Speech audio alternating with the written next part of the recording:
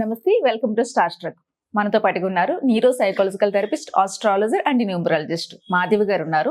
జనవరి నెలలో ద్వాదశ రాశుల వారందరికీ కూడా ఏ విధంగా ఉండబోతుందో మేడం అడిగి తెలుసుకుందాం. నమస్తే మేడం. నమస్తే రమ్మ. ఎలా ఉన్నారు? బాగున్నాను తల్లి, నువ్వు బాగున్నావా? బ్యూటిఫుల్ గా ఉన్నారు ఈ రోజు. Like wise. చాలా చాలా బాగుంది. వెరీ సింపుల్ వన్ ఉన్నారు చూడడానికి. మేడం, మీరు ప్రతి నెల రాశి ఫలాలు చేస్తూ ఉంటారు, అందరికి టిప్స్ ఇస్తారు, ఎలా ఉంటుందో చెప్తూ ఉంటారు. అలాగే నెక్స్ట్ ఇయర్ మనకి 2025 జనవరి నెలలో ద్వాదశ రాశుల వారందరికీ కూడా ఏ విధంగా ఉండబోతుందో తెలియచేయండి మేడం. జనవరి నెలలో కర్కాటక రాశి వారందరికీ ఏ విధంగా ఉండబోతుంది? థ్యాంక్ యూ రమ్మ. ద్వాదశ రాశుల వారందరికీ కూడా ముఖ్యంగా నూతన సంవత్సర శుభాకాంక్షలు అండి. Wishing you all very happy new year రమణికి కూడా. Thank you. And may God bless you with lots of prosperity. అయితే మనం చెప్పుకునే ఈ రాశి ఫలాలు అన్నీ కూడా గోచార రీత్యా మనకి సూచనలు, ఎలా మనం తీసుకోవలసిన జాగ్రత్తలు, మనం తీసుకోవలసిన హింట్స్ ని బట్టి మన లైఫ్ ని ఎంత చక్కగా ఫాస్ట్ గా మనం ముందుకు తీసుకెళ్లగలం అనేదే ఈ గోచారీత్యా మనం చెప్పుకునే నెలసరి రాశి ఫలాలు అనమాట. ద్వాదశ రాశుల్లో ముందుగా కర్కాటక రాశి వారందరికీ కూడా మీ రాశి లార్డ్ వచ్చేసేసి చంద్ర భగవానుడు. అయితే చంద్రుడు ఎలాగో 2.5 రోజులకి ఒకసారి ఆయన ట్రాన్సిట్ అయిపోతూనే ఉంటారు. సో ఈ టైంలో ఈయన ఈ రాశిలో ఉన్న ఏం లాభం లేదు, ఎందుకంటే 2.5 రోజుల్లో ఆయన పక్కకి వెళ్ళిపోతూ ఉంటారు. సో అలాగే మీ ఇమోషనల్ స్టేటస్ కూడా ఇన్ జనరల్ ఉంటుంది, మీ థాట్ ప్రాసెస్ కూడా అలాగే ఉంటుంది. నీటిలాగా స్టేబుల్ గా జల ప్రవాహం లాగా ముందుకు వెళ్ళిపోతూనే ఉంటుంది. ఎక్కడ ఏది స్టక్ అవ్వడం కానీ ఇలాంటివి ఏమీ ఉండవు, ఎందుకంటే మీ రాశి అధిపతి ఒక చోట నిలకడగా ఉండడం. సో ఇంకా మనకి నిలకడ ఎక్కడిది? రైట్. సో ఇక్కడ నీకు నేను చెప్పే సూక్తి ఏమిటంటే, హోప్ని ఎప్పుడు కూడా లూజ్ అవ్వద్దు, ఎప్పుడు హోప్ లూజ్ అవ్వద్దు. జీవితం మీద ప్రేమ, ఆ విష్, ఆ ఆబ్జెక్టివ్ అనేది ఎప్పుడు కూడా లూజ్ అవ్వద్దు. మీరు పెట్టుకునేది ఏదైనా సరే, ఆ హోప్ అండ్ ఆబ్జెక్టివ్, లేకపోతే గోల్, అంబిషన్, ఆస్పిరేషన్, మీరు ఏదైతే అనుకుంటున్నారో అవన్నీ కూడా చాలా స్ట్రాంగ్గా మేనిఫెస్ట్ చేసుకుంటూ ఈ జనవరి నెల నుంచి 2025ని కంప్లీట్ చేద్దాం. మీకు గురు భగవానుడు 11వ స్థానంలో రెట్రో స్థానంలో ఉండడము, శని శుక్రులు ఇద్దరు అష్టమంలో ఉండడం, రాహు 9వ స్థానంలో ఉండడము, మీకు కుజ భగవానుడు వచ్చేసేసి మీ రాశి ఎందే రెట్రో అయి ఉన్నారు. తర్వాత రవి బుధులు ఇద్దరు కూడా షష్టమంలో ఉన్నారు. అయితే మీకు ఇక్కడ 3వ స్థానంలో మీకు కేతు ఉన్నాడు. మీకు ఇక్కడ హెల్త్ పరంగా కనుక చూసుకున్నట్లయితే మీ రాశి లార్డ్ ఎలా అయితే మనం మాట్లాడుకున్నామో 2.5 రోజులు ఇలా వెళ్ళిపోతూ ఉంటారని చెప్పేసి, మీకు ఇన్ జనరల్ ఈ పర్టిక్యులర్ మంత్ కేతు యొక్క ఆస్పెక్ట్ని చూసుకుంటూ, లేకపోతే మీ ఇంకా ఇతరోతర ప్లానెట్స్ అందరినీ కూడా చూసుకుంటూ కనుక మీ ఇమ్యూనిటీ గురించి కూడా మాట్లాడుకున్నట్లయితే, మీకు జనరల్గా ఇమ్యూనిటీ లెవెల్ చాలా లోగా ఉంటుంది. గొంతులో నీళ్ళు ఎక్కువ ఊరుతూ ఉంటాయి ఈ నెల. అలా అని జలుబా అంటే జలుబు కాదు, గొంతులో నీళ్ళు ఊరడం, గొంతులో ఏదో అనీజీగా ఉండడం, కాస్త అడప దగ్గు రావడం, కానీ అది జలుబు కిందకి ట్రాన్స్ఫార్మ్ అవ్వదు, దగ్గు కిందకి ట్రాన్స్ఫార్మ్ అవ్వదు. అలానే బాగున్నారా అంటే బాగాలేదంటారు. అట్లా ఉంటూ ఉంటుంది. సింపుల్ అండి. సాల్ట్ వాటర్తో గాగిల్ కంటిన్యూస్గా చేస్తూ ఉండండి, ఇబ్బంది ఏం లేదు. 14 జనవరి లోపు వీలైనంత వరకు వేడి నీళ్ళలో ఉప్పు వేసుకుని స్నానం చేయడానికి ట్రై చేయండి. కాస్త skin rashes, skin infections, skin మీద ప్యాచెస్, స్కిన్ మీద పొడి పొడిగా చర్మం రాలడం, లేకపోతే ఈ వింటర్ లో అవుతూ ఉంటుంది చూడరమ్మా, తెల్లగా పొడి పొడిగా అవుతూ ఉంటుంది. ఒక్కొక్కసారి జనరల్గా ఫేస్ మీద అవుతూ ఉంటుంది. ఇంకా మూత ఎక్కువ గడుపుతూ ఉంటాం కదా మనం, ఏదైనా తినడం తాగడం లాంటివి చేస్తాం, డ్రై అయిపోయి. సో ఇలాంటివి కూడా ఎక్కువగా కనబడుతూ ఉంటాయి అన్నమాట. విద్యా బుద్ధులు గనక చెప్పుకున్నట్లయితే, మీకు షష్టమానికి ఈయన బుధుడు వెళ్ళిపోతారు, 4 రోజులే పంచమ స్థానంలో ఉంటారు.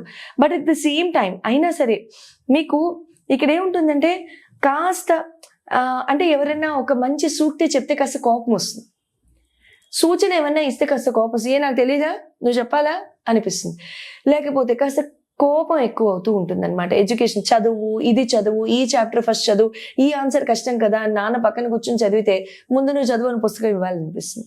అలాంటివి చేయకండి, కామ్గా రెస్పాన్స్ ఇవ్వండి, చాలా చక్కగా చదువుకోండి.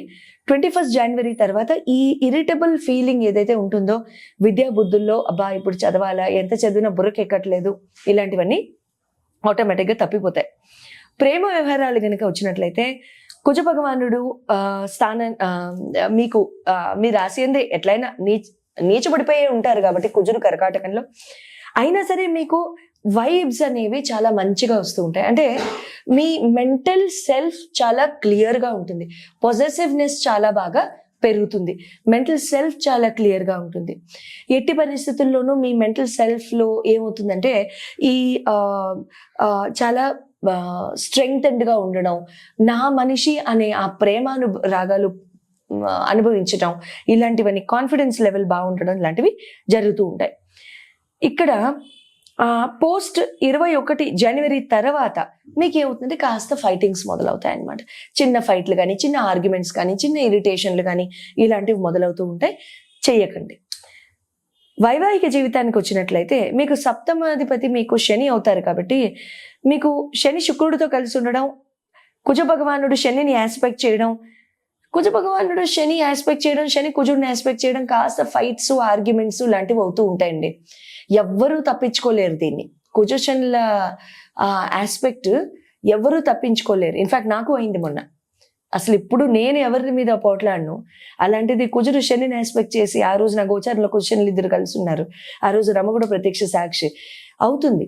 మనం ఎంత కంట్రోల్ చేసుకుందాం అనుకున్నా మనకి ఆ రోజు ఆగదనమాట, వెళ్ళిపోతాం. అది ఎప్పుడో జరుగుతుంది, తర్వాత అయ్యో అనిపిస్తుంది. నిజాలు తెలిసిన తర్వాత అయ్యో అనిపిస్తుంది. సో కాబట్టి ఎట్టి పరిస్థితుల్లోనూ అలాంటివి జరుగుతాయి. సో వైవాహిక జీవితంలో కూడా కాస్త జాగ్రత్త అండి. బాగా కంట్రోల్డ్గా ఉండండి. రెడ్ కలర్ వేసుకోవద్దు, నేవీ బ్లూ వేసుకోవద్దు, బ్లాక్ వేసుకోవద్దు. మంగళవారం అస్సలు నాన్ వెజ్ తినద్దు. But it is your personal choice. I'm nobody to tell you. మంగళవారం శనివారం అయినా సరే కనీసం దయచేసి రిఫ్రెయిన్ చేయండి. మంగళవారం శనివారం అయినా సరే దయ ఉంచి నాన్ వెజిటేరియన్ తినకండి. ఎంతవరకు మాది జీవితాంతం. రైట్. సో కెరియర్ అండ్ బిజినెస్కి వద్దాం.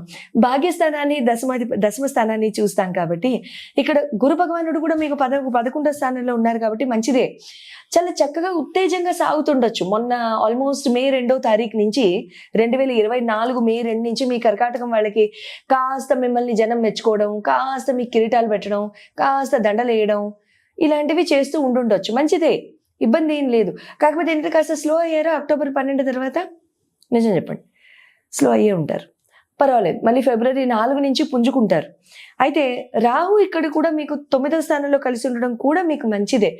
కాకపోతే ఏంటంటే ఇక్కడ మీరు స్లో అవ్వకండి, గో ఫార్వర్డ్. ఫిబ్రవరి దాకా కూడా ఎట్టి పరిస్థితుల్లో మీరు ఇంప్లిమెంట్ చేయాల్సిన ప్లాన్స్ అండ్ డెసిషన్స్ ఏదైనా సరే చాలా చక్కగా ముందుకు తీసుకెళ్ళిపోండి. ఏది ఆగదు, ఫైరింగ్ స్పీడ్తో ముందుకు వెళ్తారు, చాలా చక్కగా చేసేస్తారు. ఎందుకంటే మళ్ళీ రావు మారుతాడు కదా మే 18, అప్పుడు నేను మళ్ళీ మీకు సంఖ్యలు వేస్తా కదా. సో అందుకని అప్పుడు కొంచెం స్లో అవ్వండి అని చిన్నగా భుజగిస్తూ చెప్తాం కదా మేము. సో అందుకని మే 18 వరకు మన టైం. సో మన నిద్రపోకూడదు కర్కాటకం వాళ్ళు. ఓకే, సో చాలా బాగా ఎఫర్ట్ పెట్టండి.